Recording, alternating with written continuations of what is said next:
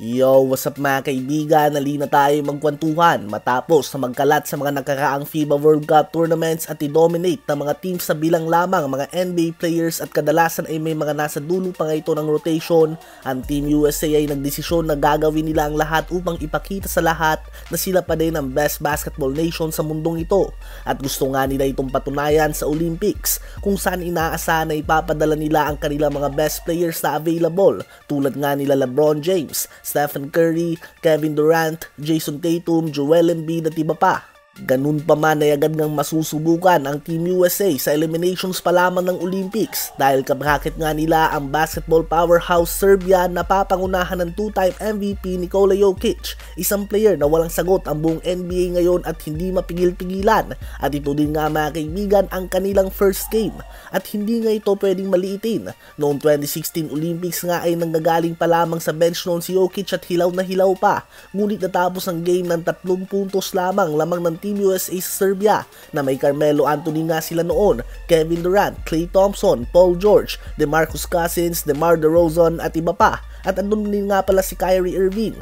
Bumawi nga ang Team USA sa gold medal game at natambakan naman nila ito ng 30 points. Ganun pa man, it's proven na hindi na ito katulad noon kung saan lahat nga ng game ay talagang inaasahan na palaging tambak ang kalaban ng Team USA. Nagsimula nga ito noong 2008 at 2012 Olympics nang pahirapan ng Spain ng Team USA na may Prime Kobe, MVP LeBron, MVP KD, Prime Dwayne Wade, Prime Carmelo Anthony, Prime Chris Paul, Westbrook, Harden, Young AD at iba pa. Pinahirapan nga sila ng Spain na may Prime Pau Gasol, Marc Gasol na wala pa sa NBA, Rudy Fernandez na wala pa sa NBA, Juan Carlos Navarro na isang taon lamang naglaro sa NBA, ang mga veterans sila Garbajosa at Felipe Reyes at ang 17-year-old Ricky Rubio. So kung titingnan nga natin ang talent level ng Spain, ay ano ba naman ito kumpara sa Team USA, di ba? Ang naunguna nga dyan ay Prime Pau Gasol. Ang prime nga ni Pau ay hindi man lang naka first team sa All-NBA. Ngunit ngayon nga ang Serbia ay may Nikola Jokic and other pieces din na hindi natakot kumbaga sa mga NBA superstars tulad ng ibang team noon. So sa ganitong sitwasyon nga ay may kita natin na kailangan talaga pag-isipan ng Team USA ng mabuti ang kanilang lineup.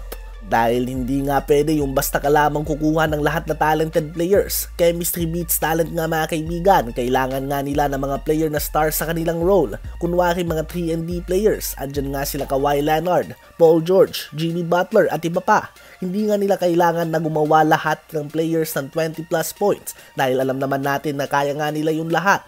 Ngunit hindi nga yun ang kailangan nila upang manalo. Kailangan lang nga nila ng mga players na may ambag sa loob ng court kahit na hindi gumagawa ng puntos. Ilan pang malalakas na magkakagrupo din ay ang Australia at Canada sa Group A at France at Germany sa Group B.